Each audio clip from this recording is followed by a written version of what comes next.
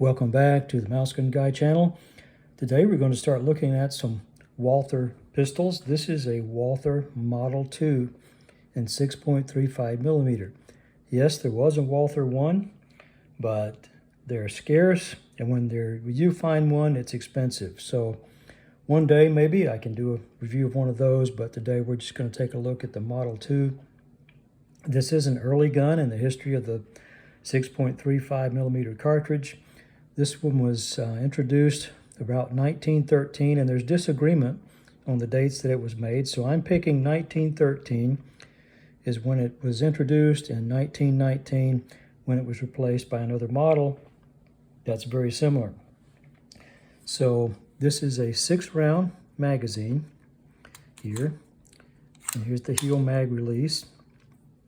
It has 9 square cut serrations here to help with the grip on the slide.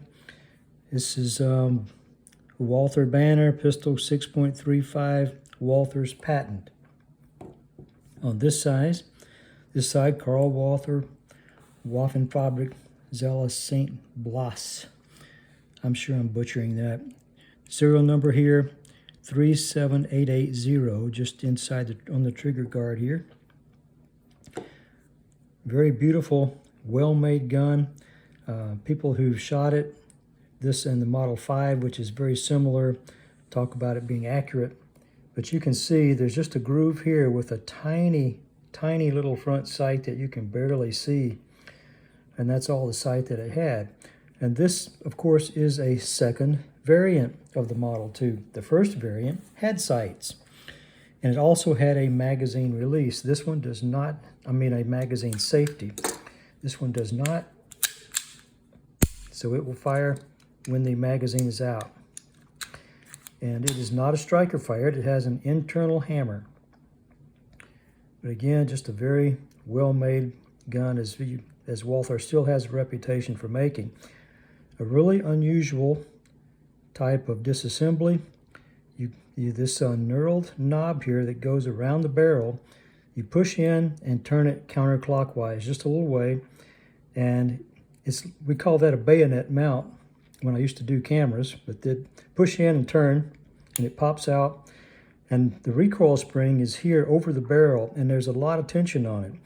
And if you're not careful, that spring will get away from you and shoot across the room, and don't ask me how I know that. This bushing here is at the end of the spring, goes over the end of the spring back here on the rear. Sometimes you see these with the spring showing, and that means either it's missing or they put it on the wrong end. They put it on the front end. But once you turn this, pop out this knurled nut here, and take out the recoil spring, then the slide will come off. So it's fairly straightforward, easy.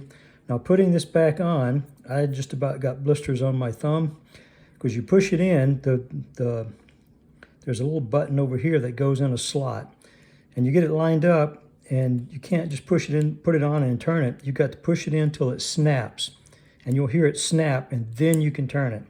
But until then, you're just wasting your time trying to turn it. So a beautiful, well-made little gun. And this was a very small gun. At the time it was introduced, it was the smallest of the 6.35 millimeter guns. This is your FN 1906, and you can see how much smaller that the Walther Model 2 is.